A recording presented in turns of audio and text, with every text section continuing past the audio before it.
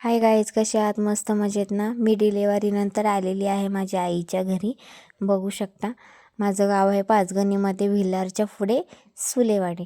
हे बघा मस्त ज्वारी लावलेली आहे वडिलांनी आणि हरभरासुद्धा लावलेला आहे आणि छान असा हरभरासुद्धा आलेला आहे. बघू शकता मस्त शेंगा आलेल्या आहेत छान छान. आणि असं मध्ये मध्ये राजगिऱ्याची भाजीसुद्धा लावलेली आहे. हे बघा. आणि हे बघा मध्ये बुजगावनं लावलेले आहेत पाखरं येऊ नयेत म्हणून. येथे वालपापडीच्या शेंगांचा वाल लावलेला आहे, वेल लावलेला आहे सॉरी. आणि शेंगासुद्धा आलेल्या आहेत पण त्या वाळल्या आहेत कारण की इथे खायला कोणी नाही आहे, मग ते अशा वाळून जातात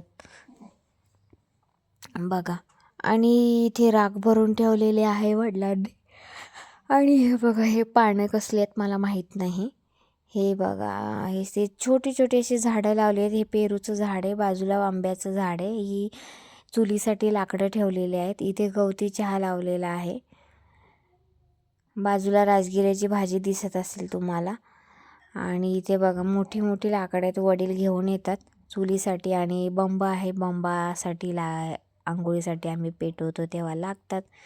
आणि हे आहेत गवऱ्या ज्या बंबात आणि चुलीसाठी लागतात.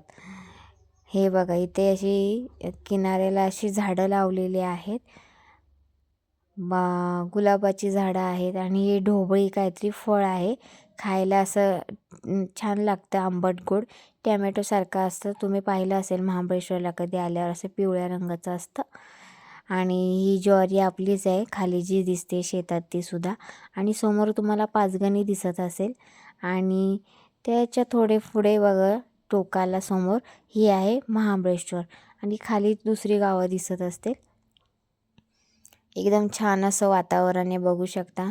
ऊन पडलेलं आहे आणि अशी गार वारासुद्धा सुटलेला आहे. हे आमचं गाव आहे, खूप मोठं गाव आहे. आम्ही गावाच्या खाली पायथ्याला राहतो, वरती डोंगरावरती लोक राहतात. रस्तावरतीच आहे, खाली उतरून यावं लागतं. हे आमचं छोटंसं घर. चला तर बाय बाय.